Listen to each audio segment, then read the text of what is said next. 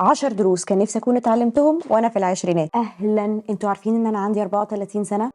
بليز اقعدوا تصدموا في الكومنتس واقعدوا يقولوا ايه ده مش باين عليكي خالص وايه الصدمه دي وحاجات كده، عشان بنبسط من الحاجات دي. بس الواقع هو ان انا عندي 34 سنه، وان انا من فتره كنت بفكر في الحاجات اللي كان نفسي اتعلمها وانا في العشرينات. مفيش ندم طبعا، خلاص كل حاجه بتحصل في الوقت المناسب، وكل واحد عنده رحلته. بس حسيت يعني كانوا هيفرقوا معايا بصراحه. ف... فلو في حد بيمر بنفس الرحله اللي انا كنت بمر بيها وانا في العشرينات، هتبقى حاجه كويسه ان هم يعرفوا حد من المستقبل كده بيفكر ازاي في الفتره دي من حياته. فقلت اقولها لكم في الفيديو ده. مش كل الناس بتمر بنفس الحاجه، فمش شرط يكون الكلام الدروس اللي انا هقولها لكم دي اصلا انتوا محتاجينها. بس لو حد شبهي شويه اسمعوا بقى الكلام ده، علشان ما ترجعوش تقولوا يا ريتني في الثلاثينات.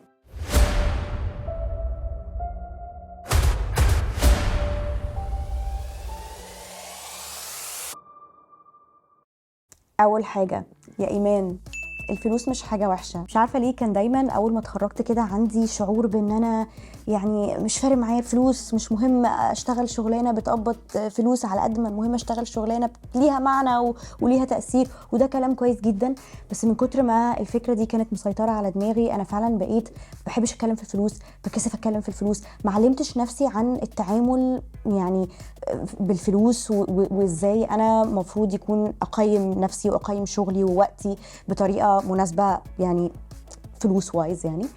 والموضوع ده عماله سنه ورا سنه ورا سنه بكبر وبشتغل شغلانات مختلفه، وعماله باجي على نفسي وباخد مرتبات اقل من المفروض اخدها وما بطلبش بحقي لاني مش مركزه في الموضوع ده. النهارده انا حتى لسه عندي صعوبه في الكلام في الفلوس لاني ما عودتش نفسي على ده. فلو انا عايزه اقول لنفسي حاجه او اقول لحد في العشرينات يعني على الموضوع ده حاجه، هقول له اقرا كتب عن الفلوس وافهم قيمتك وقيمه وقتك، وشغلانتك دي المفروض تستاهل فلوس عليها قد ايه. وعادي مفيش مشكله، مش عيب ولا غلط ولا شر اصلا انك تكون من اهدافك ان انت تبني نفسك يعني وتكتر الدخل اللي بيدخل لك، وتبقى عندك مستقبل كده عمال تخطط له ازاي هيكبر. فيهاش مشكله خالص. معرفش ليه انا كنت شايفه ان فيها مشكله زمان، فلو انتوا شايفين انها فيها مشكله او ما بتعرفوش تتكلموا في الفلوس من دلوقتي، ده وقت ان انتوا تتعلموا ازاي تعملوا ده. يلا اعملوا كده. تاني حاجه كان نفسي اعلمها لنفسي في العشرينات، يعني بليز اقري اكتر بكتير. انا كنت بقرا وطول عمري بحب القرايه من وانا حتى في المدرسه، بس ما كنتش بقرا كتير كفايه، وبالذات في العشرينات كنت فاكره ان انا ما عنديش وقت ان انا اقرا. بس اكتشفت يعني ايه بجد تكون مش عندك وقت. ومع ذلك بقيت بحط القرايه جزء اساسي من يومي كده كده، او مش من يومي، اتليست من اسبوعي، وبتفرق قوي. فبتخيل لو انا كنت من الاول بقرا اكتر وكتب اكتر اتعلمت منها حاجات اكتر كانت هتفرق معايا جدا. فدلوقتي برضو احب اقول لاي حد في العشرينات، بليز يا جماعه انتوا صدقوني عندكم وقت. هو خدعه فكره ان ما عندكمش وقت، دي خدعه. خدوا معاكم دايما كتاب ديجيتال على موبايل او على تابلت، او لو عندكم كيندل يكون معاكم في اي حته مستنيين اي حاجه، بدل ما تطلعوا الموبايل وتقعدوا تبصوا على السوشيال ميديا. بجد اقروا، فعلا الكتب بتفرق قوي. تالت درس، ودي حاجه مهمه قوي يا ايمان، هو ان حضرتك مش غريبه ولا حاجه. انت بس السوشيال سيركل اللي حواليكي او المجتمع اللي حواليكي مش شبهك، بس في ناس تانية شبهك ممكن تقعدي تدوري لغايه لما تلاقيهم. او حتى مش لازم تقعدي تدوري من بره، دوري من جواكي انت الاول. افهمي نفسك، افهمي ايه الاختلاف اللي فيكي، مبني على مبادئ شكلها عامل ازاي، معتقدات عامله ازاي، احلام شكلها عامل ايه.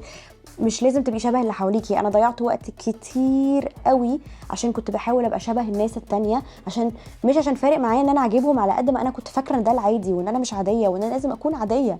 ودي حاجه بجد رخمه جدا. فما تضيعوش وقتكم في ان انتوا تكونوا شبه الناس التانية وترجعوا تقولوا يا ريتني كنت نفسي، يا ريتني اشتغلت على الحاجه اللي انا كنت مختلف او مختلفه فيها، عشان كان زماني دلوقتي عايشه بيها جامد قوي وناجحه فيها جدا. وعشان تعملوا ده برضو، وده جزء من نفس الدرس، هو ان انتوا تخرجوا بره دايره الراحه بتاعتكم. مش عشان انتوا متعودين على حياه معينه، ناس معينه، توقعات معينه، يبقى تعيشوا الحياه دي وخلاص. لا، عادي اخرجوا بره الدايره دي، شوفوا ناس ما تعرفوهمش، جربوا حاجه جديده. وصدقوني كل مره تعملوا حاجه بتخوفكم هتخليكم اقوى، هتخليكم عارفين نفسكم وفاهمين نفسكم اكتر، وهتقربكم اكتر من ان انتوا توصلوا للحاجه فعلا اللي بتخليكم متميزين. رابع درس، وده مبني على الدرس اللي قبله شويه، هو ان انا كان لازم يكون عندي هدف بتاعي انا بس.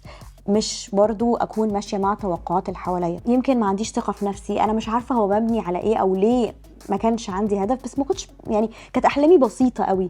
اكتشفت دلوقتي انه لا، انا كان ممكن احلم حاجات اكبر من كده بكتير قوي، كان ممكن يبقى عندي طموحات اعلى من كده بكتير قوي، وكان عندي العشرينات كلها اقعد اشتغل عليها. حتى لو فشلت عادي هفشل وهجرب تاني، وحتى لو غيرت هدفي هغيره واخد هدف تاني. بس لازم يكون دايما عندي نظرة لقدام انا عايزة ابقى ايه وعايزة اعمل ايه وعايزة احقق ايه واشتغل عليه. خامس درس، وده درس لازم كلنا نتعلمه وهنفضل نتعلمه طول عمرنا، هو اختاري المعارك بتاعتك. يعني ايه؟ كتير كنت بحرق دمي على حاجات ما تستاهلش، كنت بقعد ازعل من الناس على حاجات والله هتتنسي بعد سنة مش اكتر او يمكن شهور.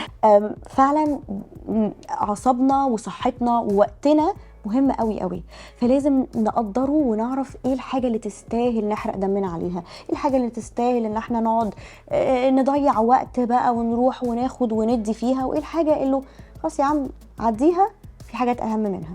دي مهمه قوي قوي قوي. سادس درس، وده بعد بقى ما اتجوزت، اجبري بطريقه مستقله عن جوزك. انا كمان اتجوزت صغيره، فاي حد متجوز صغير دي هتبقى بالنسبه له ريليتابل قوي. احنا عشان اتجوزنا صغيرين فاحنا الاثنين لسه في اوائل العشرينات وبنكتشف نفسنا وبنكتشف حياتنا وكارير ومستقبل والحاجات دي كلها. فانا غصب عني كنت يعني ايه ماشيه مع جوزي كده، جوزي ده هو بتكون شخصيته بالطريقه دي فانا بتكون معاه، ودي حاجه غلط.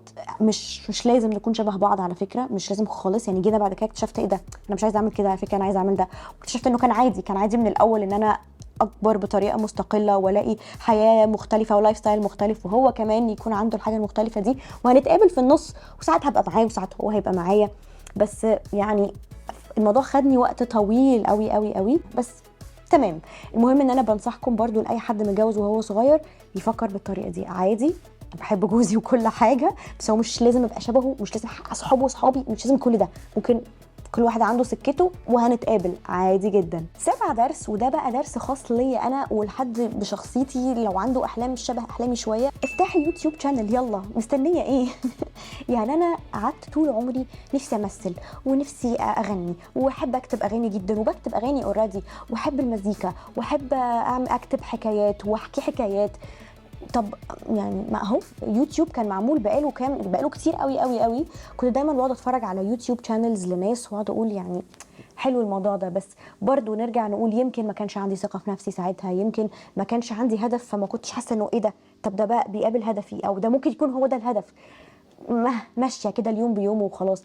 فالنهارده انا فتحت يوتيوب شانل، لو كنت عملتها من ساعتها كانت هتفرق جدا، او ما كانش وقتها طبعا بالنسبه لي، زي ما قلت لكم كل حاجه ليها وقتها وكل حاجه.